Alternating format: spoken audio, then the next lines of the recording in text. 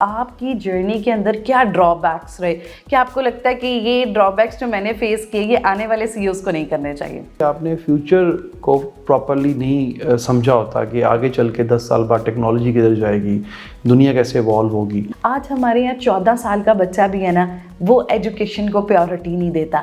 वो ही उसको भी पता है कि फ्रीलांसिंग क्या है। अभी उसके पास स्किल्स और वैल्यू तो हैं ही नहीं। बिल्कुल। इसलिए उसको सबसे पहले जॉब करनी चाहिए। जॉब पे वो 1 साल, 1.5 साल, 2 साल स्पेंड करे, टीम बिल्डिंग सीखे। Assalamualaikum. Welcome to CO 100 podcast by Qasim Ali Shah foundation. It's me doctor Warda Sikandar. आपकी मुलाकात करवाते हैं मुख्तलिफ यंग सीईओ से, किस तरह उन्होंने अपना स्टार्टअप किया, किस तरह वो बेस्ट एंटरप्रेन्योर बने और आज अपने डाइवर्सिटी में बिजनेसेस को किस तरह लेके चल रहे हैं। तो आज हमारे साथ एक बड़े ज़बरदस्त सीईओ मौजूद हैं, इमरान चीमा साहब, जो कि बहुत डाइवर्सिटी में काम कर रहे हैं। इनके स्टार्टअप को अगर मैं लिस्ट करना शुरू करूं तो इट्स अ बिग लिस्ट। तो आइए इनसे जानते हैं कि इनकी जर्नी कैसी रही, स्टार्टअप में क्या क्या प्रॉब्लम्स आए और किस तरह he become a very good young CEO. So welcome to the show. कैसे हैं आप? मैं वेरी गुड, थैंक यू। अच्छा इमरान साहब, हम सबसे पूछते हैं कि जी आपकी जर्नी कैसी रही, लेकिन आपसे पूछना चाहूँगी कि आपकी जर्नी के अंदर क्या ड्रॉबैक्स रहे? क्या आपको लगता है कि ये ड्रॉबैक्स जो मैंने फेस किए ये आने वाले सीईओज़ को नहीं करने चाहिए? मुझे लगता है कि जर्नी तो जैसे पाकिस्तान में normal middle class, lower middle class लोगों की होती है, वही मेरी भी थी।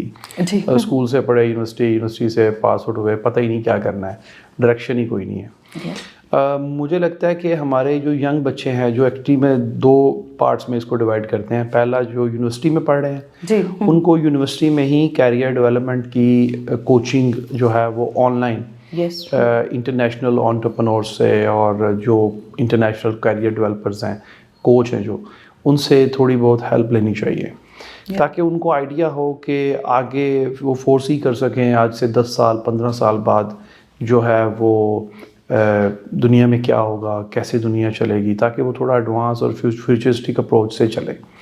जैसे हम जब यंग थे तो एक बीकॉम का बहुत कल्चर था। आज मुझे बताएं कहाँ है वो बीकॉम वाला? एग्जिस्ट ही नहीं कर रहे। एक एमबीए का बहुत कल्चर आया था, आज वो भी उतने एग्जिस्ट नहीं कर रहे। तो वो क्या होता है ना कि आपने फ्यूचर को प्रॉपरली नहीं समझा होता कि आगे चल के 10 साल बाद टेक्नोलॉजी किधर जाएगी, दुनिया कैसे इवॉल्व होगी। तो वो समझना बहुत इम्पोर्टेंट है।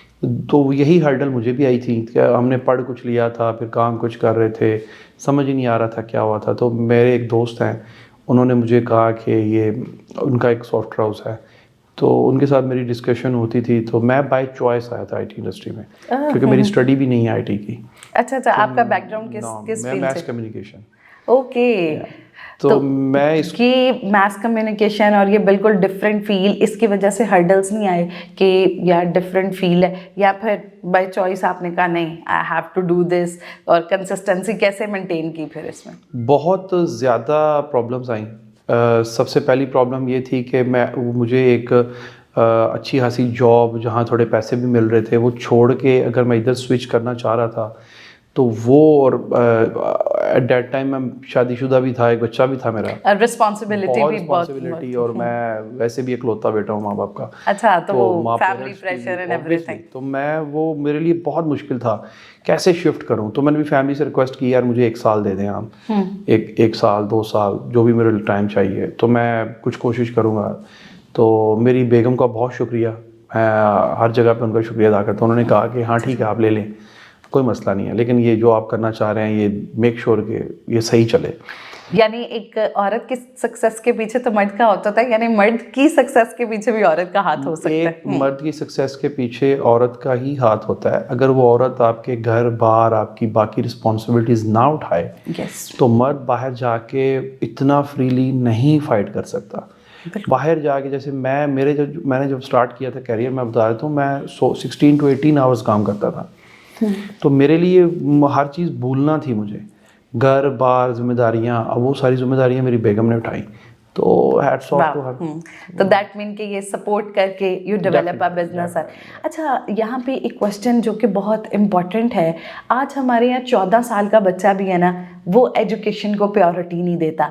वो ही उसको भी पता है कि फ्रीलांसिंग क्या है, फाइवर क्या है, अपवर्क क्या है, और वो उस टाइम से ही सोचता है कि no I have to do my own work. और इसी तरह जब वो यूनिवर्सिटी में जाता है तो शायद वो लेक्चर्स पर उस तरह फोकस नहीं करता कि क्योंकि मैंने तो अपना स्टार्टअप करना है, मैंने अपना बिजनेस करना है। सो व्हाट यू थिंक कि आपके एक्सपीरियंस के मुताबिक जॉब कितना इंपॉर्टेंट है, और इन फील्ड आपको अपने स्टार्टअप से पहले कितना ज़रूरी है सीखना? बहुत ज़बरदस्त क्वेश्चन है आपका, और मेरा इस पे बहुत फोकस होता है। थोड़ा सा एक स्टेप पीछे चलते हैं। सबसे पहले जिस चीज़ ने मुझे बहुत हेल्प किया वो थी बुक रीडिंग। मुझे बुक्स पढ़ने का शुरू से ही मेरे लिए बहुत इजी था बुक पढ़ना, और मुझे बहुत अच्छा भी लगता था, बहुत सारी बुक्स पढ़ता था। तो जब मैंने स्विच किया अपनी पूरी के पूरा कैरियर, तो मैं ये बुक्स स्टॉल्स जो होते हैं, जो ये old campus university, Punjab university के साथ जो लगे होते हैं, वहाँ से मैं प्रोग्रामिंग की और डिफरेंट बुक्स ले आता था और उनको मैं पढ़ता था। उसने मुझे बहुत हेल्प किया। तो आई बिलीव कि जो एजुकेशन है, अगर आप आज से 200 साल पीछे चले जाएं, तो एजुकेशन इस तरह आपको पैकेज में यूनिवर्सिटीज़ और ये इसमें नहीं मिलती थी। बिल्कुल, उसमें सेल्फ लर्निंग वाला बहुत रोल होता था। जितने बहुत बड़े बड़े आप देखते हैं साइंटिस्ट वगैरह जो उस जमाने, जो इनिशियल स्टेज के आज से 500-700 साल पहले के हैं, उन्होंने कौन सी यूनिवर्सिटी से डिग्री ली थी? सो एजुकेशन का ताल्लुक किसी भी यूनिवर्सिटी और किसी भी स्कूल और उससे नहीं है। लेकिन हमारे यहाँ पे चूँकि एक और कोई मीडियम है नहीं, तो यही एक ओनली मीडियम है। लेकिन एजुकेशन मस्ट है। अब उसको आप खुद पढ़ें, आप यूनिवर्सिटी जाके सीखें, आप जैसे भी करें, लेकिन आप उसमें एक अबूर हासिल करें जिस फील्ड में भी आप काम करना चाह रहे हैं। और दूसरा जो आपने कहा जॉब का, तो मेरा तो हमेशा से ये इस बात पे है कि एक बच्चा जो यूनिवर्सिटी से निकला है, उसके पास एक डिग्री है, वो कैसे जाके अपनी सर्विसेज सेल कर सकता है, क्योंकि अभी उसके पास स्किल्स और वैल्यू तो हैं ही नहीं। बिल्कुल। इसलिए उसको सबसे पहले जॉब करनी चाहिए। जॉब पे वो 1 साल, 1.5 साल, 2 साल स्पेंड करे, टीम बिल्डिंग सीखे, वहाँ पे एथिक्स सीखे काम करने के, क्या करना होता है, क्या नहीं करना होता है, ये इंपॉर्टेंट होता है। Corporate culture is very different, और शायद यही एक वजह बनती है कि बहुत सारे आजकल ये जो यंग एंटरप्रेन्योर्स जिन्हें नहीं पता कि क्या गुड एंटरप्रेन्योर के अंदर क्वालिटीज़ होनी चाहिए, तो they fail in a business. Is this the cause? Definitely. आपके पास सबसे इम्पोर्टेंट ये है कि अगर आप आईटी इंडस्ट्री की बात करें, तो यहाँ पे तो आपकी स्किल्स पॉलिश ही नहीं हो पाती। वो एक बहुत मशहूर कोट है ना कि अगर आप एक रब बर्दाश्त नहीं कर पा रहे तो कैसे पॉलिश होंगे? तो वो रब जो है वो जॉब है।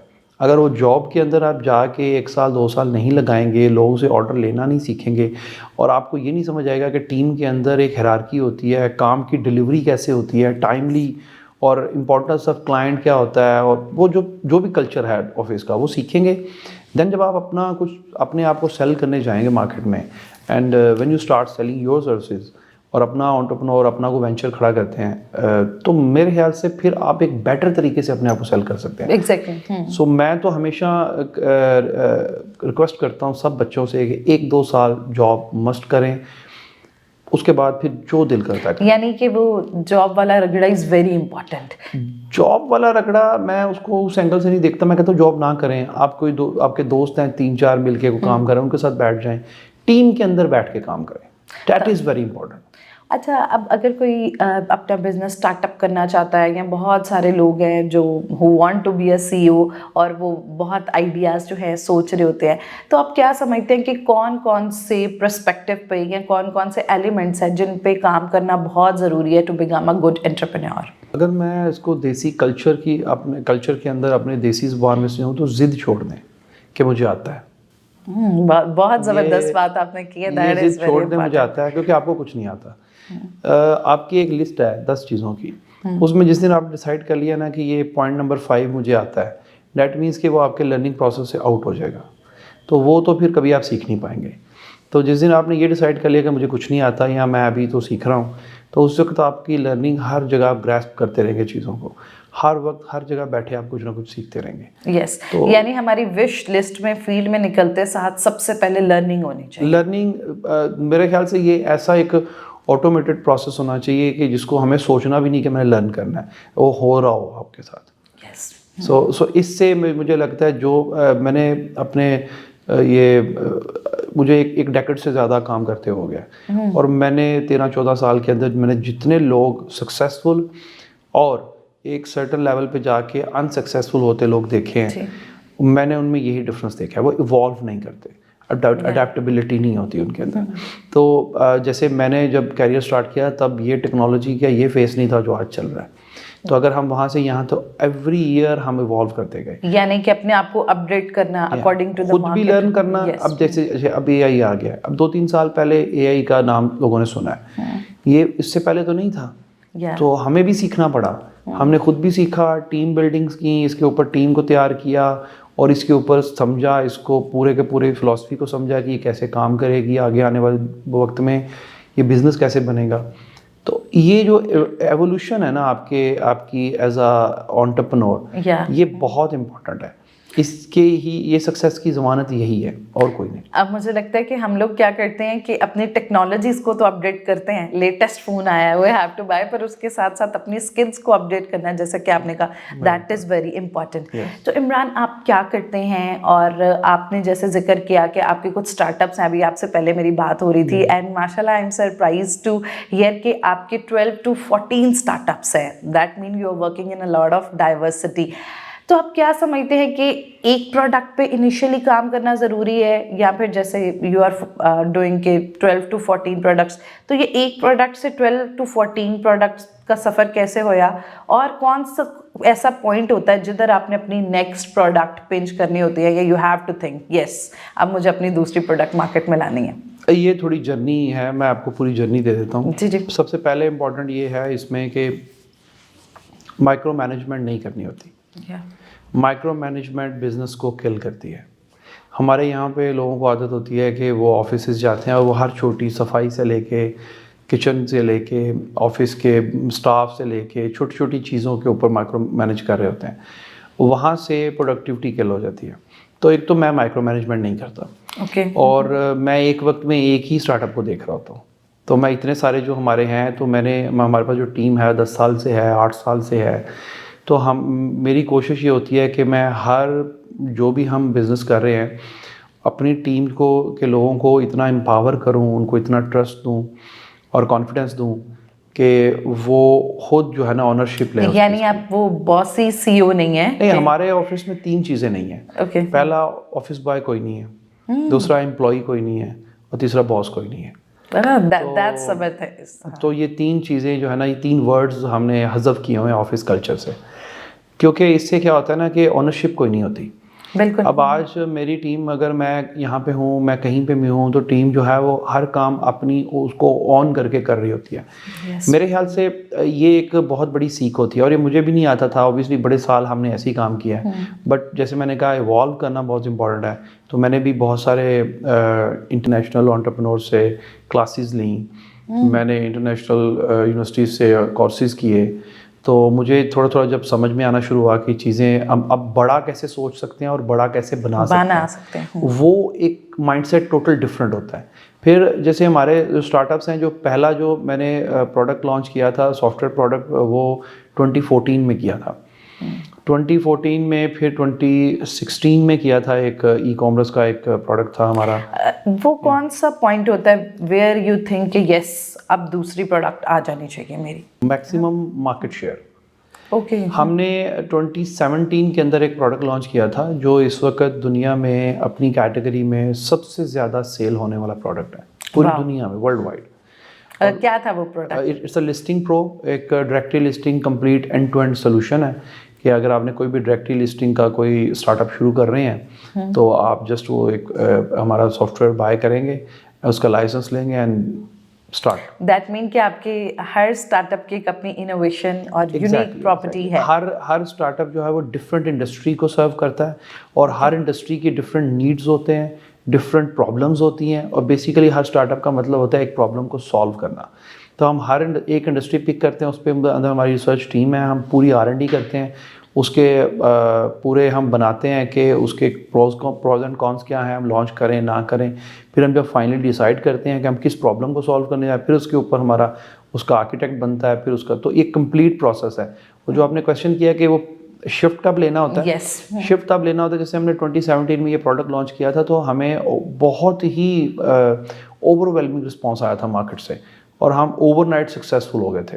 तो 1 महीने 2 महीने बाद इंटरनेशनल जर्नल्स और ब्लॉग जो मैगजीन्स हैं वो हमारे इंटरव्यू कर रहे हैं, पूरी दुनिया में नाम चल रहा है जो इंडस्ट्री के अंदर।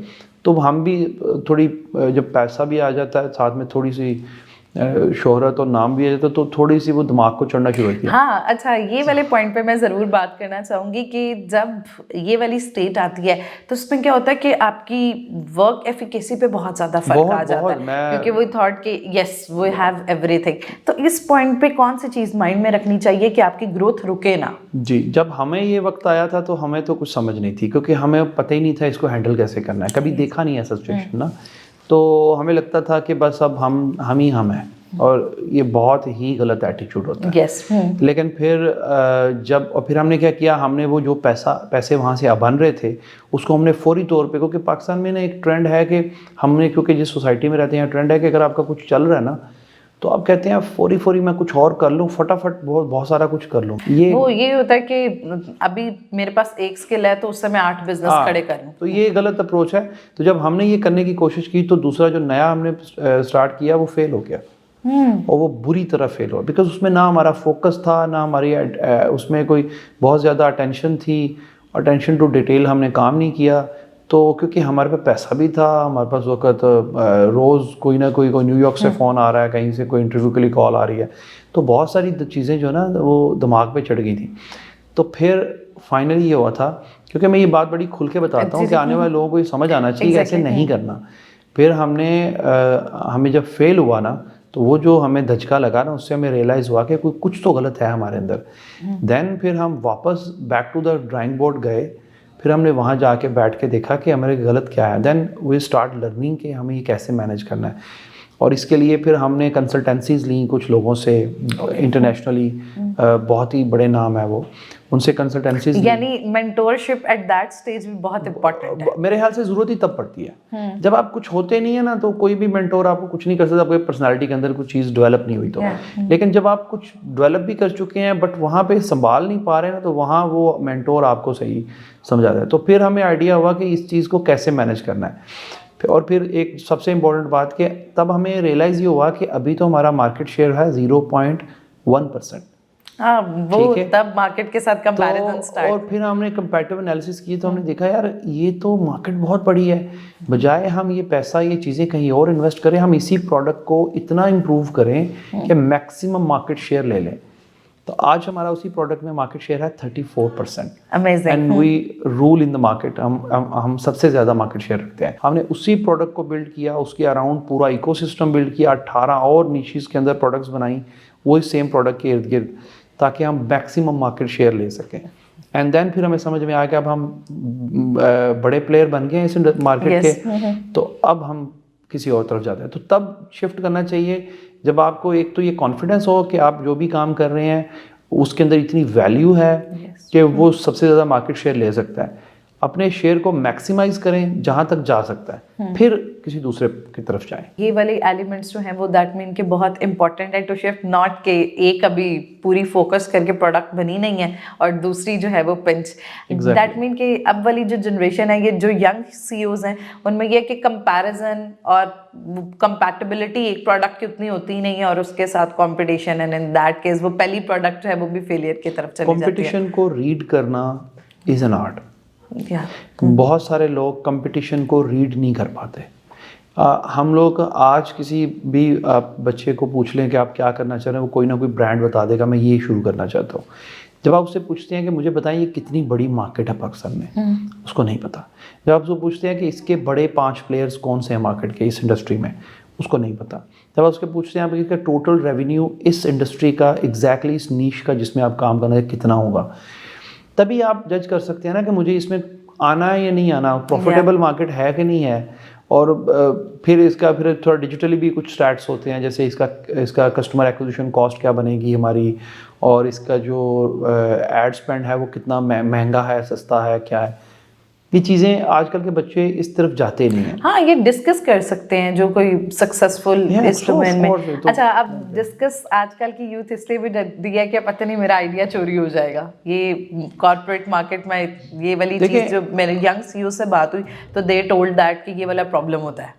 मैंने इतने स्टार्टअप्स खुद भी शुरू किए हैं, मैंने बहुत सारे स्टार्टअप्स को हेल्प भी किया है, क्योंकि हम 92 स्टार्टअप्स के अंडर ट्रेन करते हैं बहुत सारे स्टार्टअप्स को। और मेरा आज तक का जो क्रक्स है वो ये है कि idea is just 10%, okay 90% is an execution. जब तक आपकी एग्जीक्यूशन ही नहीं है आपके पास, मैं अभी आपके साथ हम बैठ जाते हैं, हम 100 आइडिया आज इफ्तार तक डिस्कस कर लेंगे। आप वो कर लेंगे, लेकिन एग्जीक्यूट उसमें एक भी नहीं हो सकता। एग्जीक्यूशन 90% होता है, 10% आपका आइडिया होता है।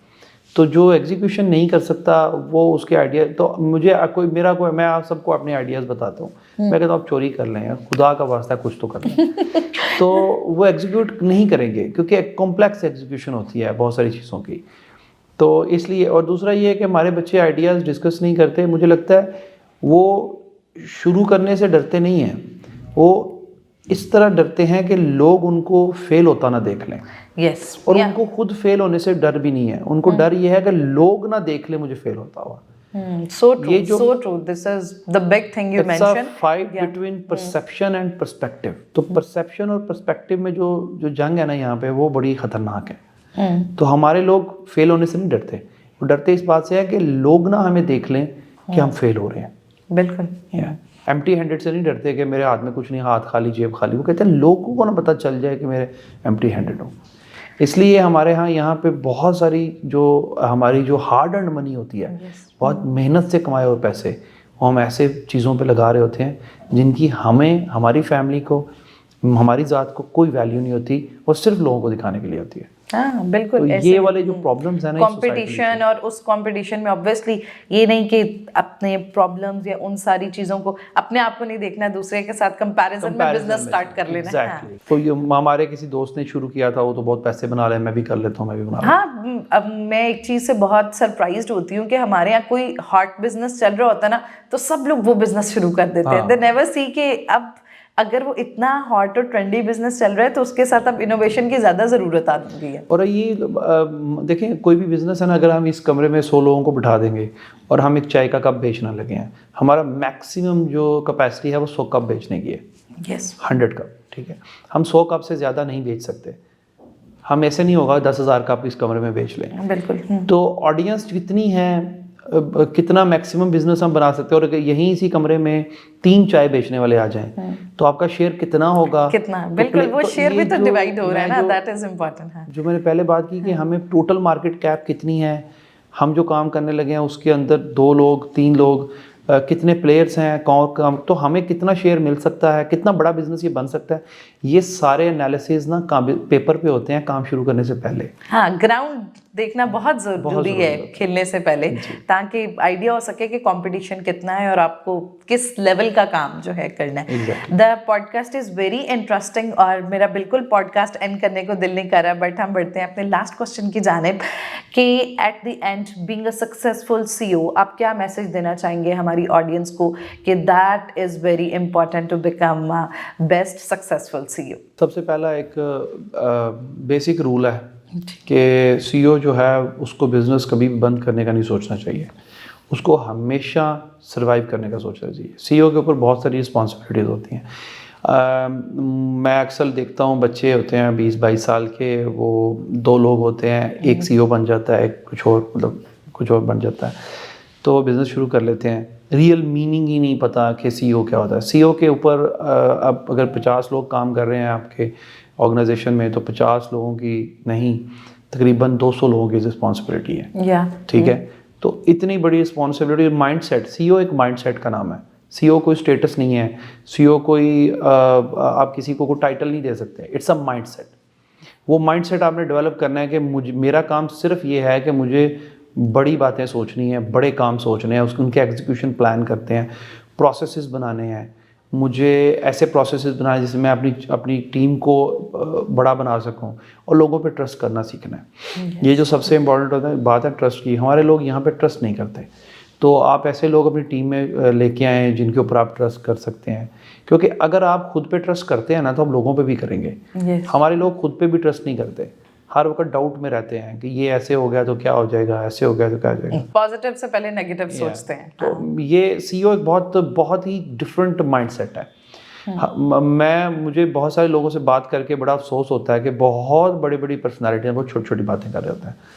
तो मैं कहता हूँ कि बात आपकी सोच जो है वो, मतलब देखिए अगर सोच $100 बिलियन की नहीं है ना तो आएगा भी नहीं, 1 मिलियन भी नहीं आएगा। अगर सोच ही ये है कि यार मैं एक बड़ी गाड़ी ले लूँ, बस एक घर ले लूँ, अगर इतनी ही सोच है तो उसमें भी आधा कर लें आप, प्रोबेबिलिटीज़ पे आ जाती है बात, तो 10% 20% मिल जाएगा आपको। It all depends on your कि आप कैसे बिजनेस को देखते हैं, कैसे सोचते हैं, कैसे अपनी टीम को ट्रीट करते हैं, क्योंकि बिजनेस जो है ना वो सिर्फ ना आइडिया ना, तो ये एक बहुत ही बड़ा पैकेज है। इसमें आपका सुबह घर से निकलने से लेके घर पहुंचने तक आपके टीम के साथ कैसे ताल्लुकात हैं, आप उनको ट्रीट कैसे करते हैं, और आपके ऑफिस का कल्चर कैसा है, क्योंकि प्रोडक्टिव माइंड ही प्रोडक्टिव हो सकता है ना। अगर माइंड ही जो है वो आपने उसको इतनी टेंशनों में डाला हुआ है, ऑफिस में पॉलिटिक्स चल रही है, लेग पुलिंग हो रही है, आपने ऊपर से प्रेशर डाला हुआ है, आप उनको फ्री हैंड ही नहीं दे रहे, वो जो प्लान करते हैं आप उनको एग्जीक्यूट नहीं करना देते, आप खुद कुल इलम बने हुए हैं। मैं अक्सर कहता हूँ हमारे माशरे में एक कुल इलम सिंड्रोम है।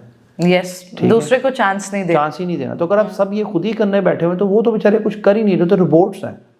तो रोबोट्स नहीं चाहिए आपको अपनी टीम में, टीम मेंबर्स चाहिए, और कोलीग्स बनाएं उनको एम्प्लॉय ना बनाएं, उनकी राय को इंपॉर्टेंस दें। ऑब्वियसली उनकी आइडियोलॉजी भी एक डिफरेंट रोल प्ले कर सकती है। उनको खुद डिसीजन करने दें, छोटी छोटी बातों पे डिसीजन ना करें, अपनी टीम को कहें आप खुद डिसाइड करें क्या। That mean to stop controlling is very important. Micro management kills the business. Mister Imran Cheema हमारे साथ मौजूद थे। Thank you so much for your time. CEO हैं, बहुत सारे ज़बरदस्त स्टार्टअप्स हैं इनके, and we learned a lot.